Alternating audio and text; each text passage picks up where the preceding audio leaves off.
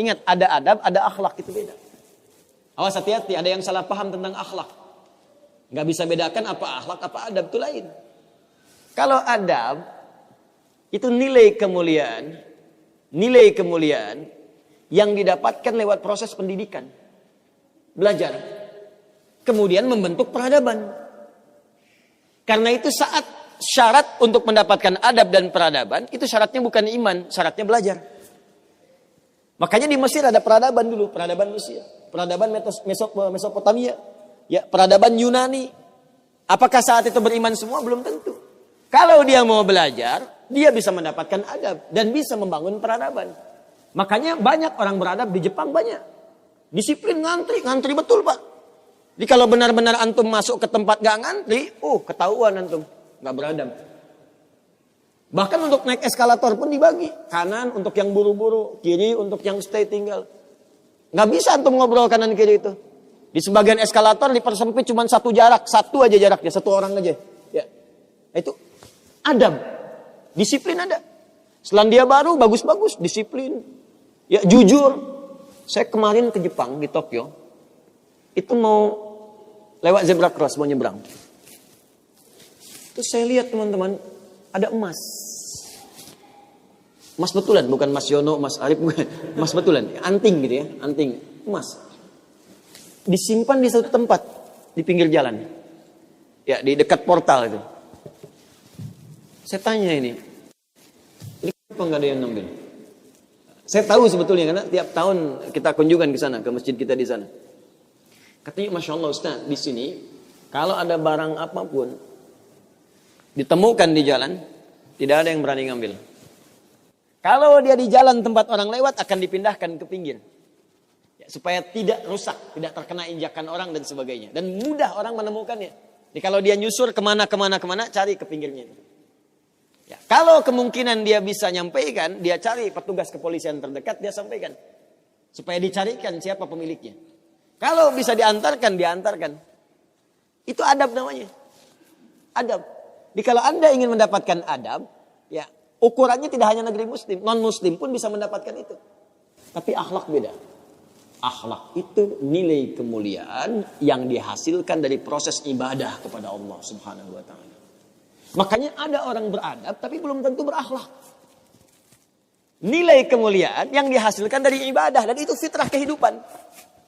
Makanya kehidupan kita saat diciptakan, ya prosesnya disebut khalaq.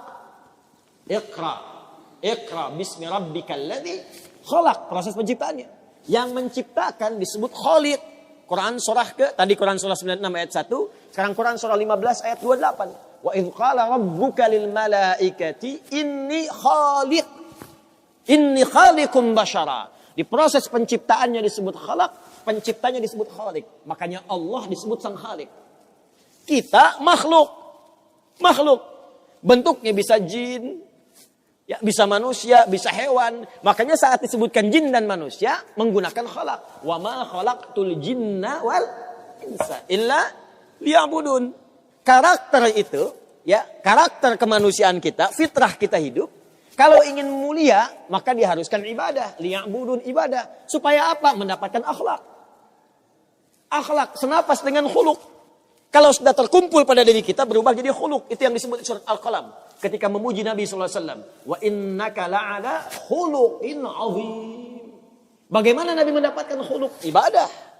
Dengan meningkatkan takwa kepada Allah Subhanahu wa ta'ala.